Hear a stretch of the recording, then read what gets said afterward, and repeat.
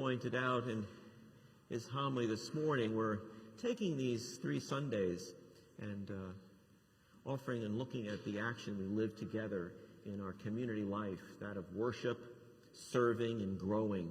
And today we're focusing on that aspect of our life together of worship, and invited Rudy, to share a story, share some experiences on this idea, this action, this thing that has been such an important, significant part of our lives, our worshiping together.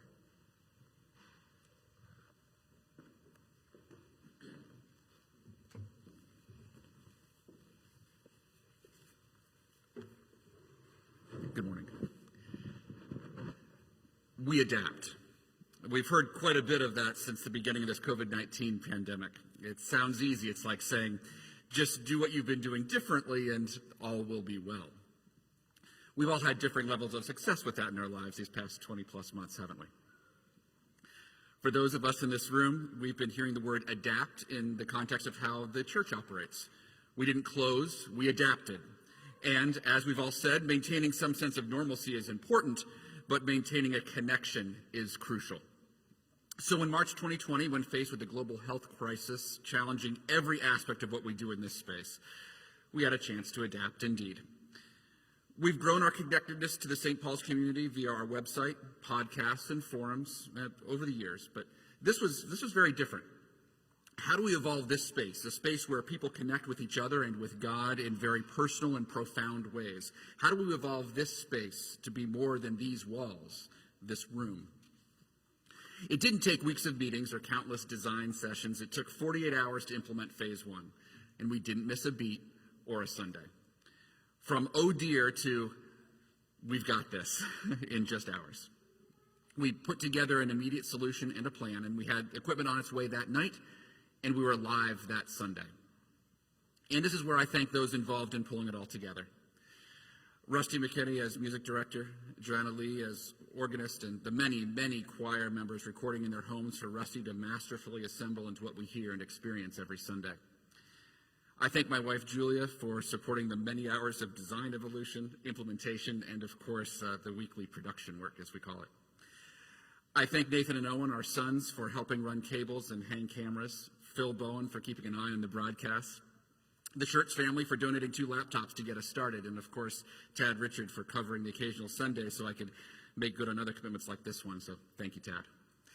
But most of all, I wanted to thank each one of you in this room and in the broader St. Paul's community for making it possible for us to invest in this very modest way, to invest in how we maintain, evolve, and adapt how we connect.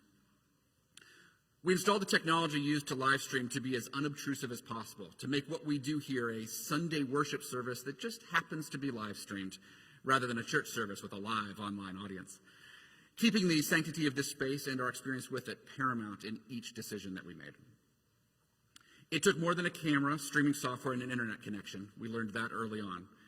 It took an investment intentionally for the longer term, to make the adaptation not just possible, but natural. The weeks that followed included many late nights and many pairs of gloves, but I can say without hesitation that the result is something I'm truly proud to be a part of.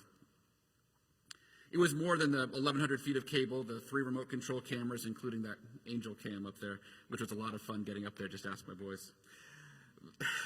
We had a video switcher and monitors, a couple of PCs, but it was much more than that. It was actually something I hadn't fully appreciated. We were not just maintaining a connection here locally, we were reconnecting with people many of us hadn't seen in years. People who moved to other parts of the world and found that they could be back in this virtual room alongside us via the live streams, back home at St. Paul's. This transformed a time when we had to stay physically distant into a time of being truly touched in very loving and emotional ways as well.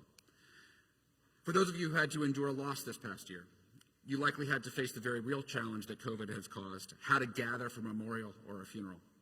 Not only did the technology we implemented enable this space to help with our typical Sundays, Holy Week, Christmas, it also opened the space for families to host private services on Zoom or Facebook, not just for people locally, but for family and friends around the world as well.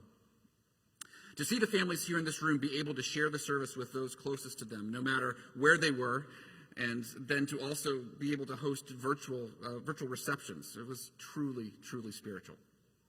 And it wasn't long before we were hosting online baptisms and other services too, each adhering to the parish, diocesan, and CDC guidelines, of course, I promise. And for those of you who are participating in the Advent drive-in services, we pulled out all the stops and added an FM transmitter to get the audio from into your vehicles for the outside services as well. And if you ever need any advice on building a custom Yaggi FM transmitting antenna, just let me know, and I would be happy to talk you out of it. And here's a little something that few people know as well. The work done here has actually been the model for numerous other spaces too. We've produced briefs on what we've done, and through the very technology that we implemented, we've even remotely toured our solution to churches in other parts of the country too, with our solution being the guide for churches and cathedrals around here, the Midwest, the Northeast, and even one way out west in a land they call Utah, I hear. But more importantly, back to you. When it came time to make the purchases necessary, it was the support of Mary Kintz in the vestry. Thank you, Mary. Neil McKinney and the IT committee. Thank you, Neil. Of course, Father George and the rest of the clergy, too. You all believed in us, you believed in the plan, and you believed in the vision. Thank you. But what really took was each of you in this room and online with us today. Your financial contributions to St. Paul's, some of it explicitly directed to our IT work, but most of it simply through your annual stewardship. You made it possible. Thank you. The technology St. Paul's has deployed didn't just provide us a window back to the familiar for the often 100-plus families watching live and the hundreds more families catching weekly replays. It's also made it possible for us to transform this space into a physical and logical forum, a place to gather, a place to be with each other in new ways, and to care and to worship alongside those wherever they are physically and wherever they are along their spiritual journey.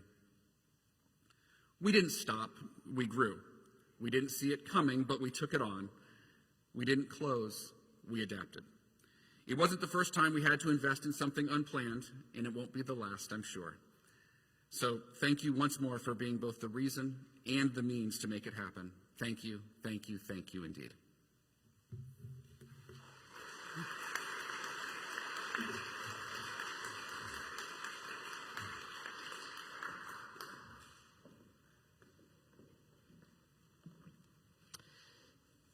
Thank you, Brian. I just want to reiterate all the thanks you gave to folks that you mentioned and reiterate that, but also to thank Brian for what's happening to me too.